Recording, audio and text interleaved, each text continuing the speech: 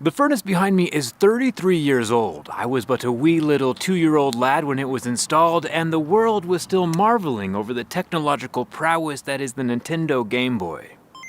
And everyone was still carrying around Pogs in their fanny packs. These machines are extremely ancient in tech years, and home heating has changed a lot in the past few decades. My house has 2 furnaces and 2 air conditioners, and due to extremely old age, they are slowly puttering out of existence. And today they're going to be replaced with far more futuristic Daikin inverter heat pumps. Since a heat pump is moving around heat instead of creating heat, they are 4 times more efficient than, say, an electric radiator or a gas-burning furnace, which means they are far cheaper to run in both the summer and the winter. Huge thanks to Daikin and my local utility, Rocky Mountain Power, for sponsoring this video. I'm installing a Daikin dual fuel heat pump upstairs and a completely electric air handling system in the basement. To remove the old system, I first need to pull out and recycle the R22 refrigerant from my previous old school air conditioner. This stuff is out of date and only boils at -41 degrees Fahrenheit. So the refrigerant for this old unit is back inside of this bottle. After the refrigerant is reclaimed from this machine, they're gonna take it and recycle them. There's a bunch of copper and aluminum. These can both be scrapped and recycled like normal. The new heat pumps will be able to heat and cool my house using a new refrigerant called 410A, which has a boiling point of -55 degrees Fahrenheit, and just keep that in mind for later. Pulling out my old gas-burning furnaces was pretty interesting. The blower and combustion portion at the bottom did all the warming of the house, and the pyramid radiator-looking evaporator thing was connected to the outside air conditioner just for cooling. The new system looks very similar, except for that instead of the air conditioner part only flowing one direction and having one speed, these variable speed inverter heat pumps flow both directions, getting hot and cold, and I'll explain why that's cool, or warm. With the furnace removed from my upstairs, we can see how it works. This is where the gas line comes in and blows fire inside the furnace. The fire goes into this heat exchanger, which you can see the tubes carry the flame and the fumes from the flame, the gases, through this. And then there's a secondary blower here that shoots it up through a vent on my roof. And then over here is the larger blower, which pushes air up through these fins, collecting the heat from the fins and warming up my house.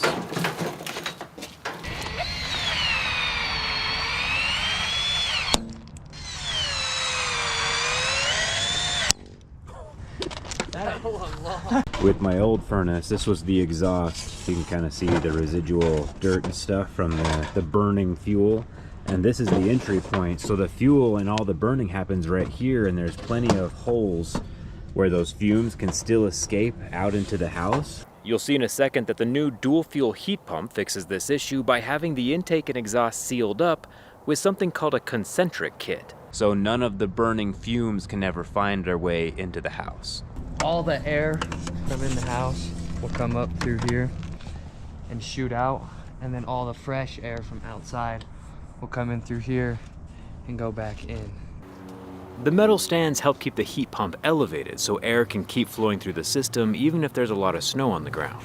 Instead of lighting something on fire to warm a house, these heat pumps harness the energy of phase change, liquid to vapor to liquid again, to warm and cool a building. The most basic law of thermodynamics is that heat always goes from hot to cold. Ice melts, pizza cools down, and even our own sun, in a few billion years, is going to fizzle out, leaving Earth to circle the giant void of nothingness all by itself for eternity. Anyway, let's say I want to heat my house in the middle of winter when snow is all over the ground. You might think that there is no heat outside to be harvested, but since the copper lines we're installing carry the 410A refrigerant, which boils at -55 degrees, these machines are still able to efficiently do their jobs even when the outside temperature is down to -10.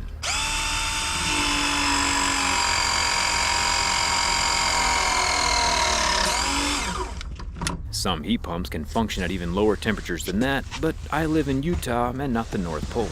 The liquid refrigerant travels outside into the frigid air and boils, turning into a vapor, while collecting heat energy during that phase change. To us, winter weather feels blisteringly cold, but to 410A refrigerant, winter weather feels like a frying pan, vaporizing it instantaneously.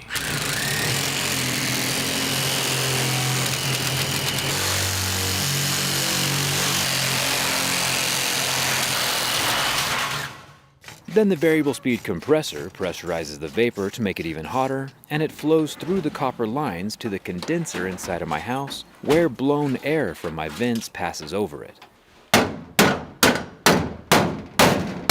The refrigerant warms up that air while losing its heat and turning back into a liquid, where it repeats the whole process all over again in a closed loop. Steam carries more heat energy than liquid does, just like liquid carries more heat energy than ice. So we have the intake, the blower, the furnace, the evaporator coil for the AC. And the actual furnace component, where it's burning the fuel, has its own intake and its own exhaust. But this intake and this exhaust are not connected with the house air. They're fully going up through the roof into the concentric kit.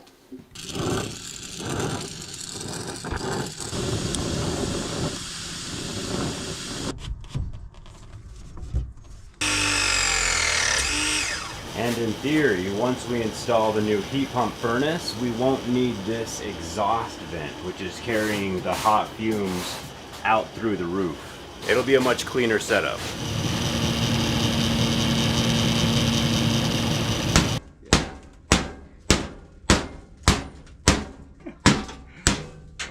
There you go. Now it breaks. Yep. Gotta love it. We're able to move captured heat from outside my house to inside my house by manipulating the refrigerant phase changes.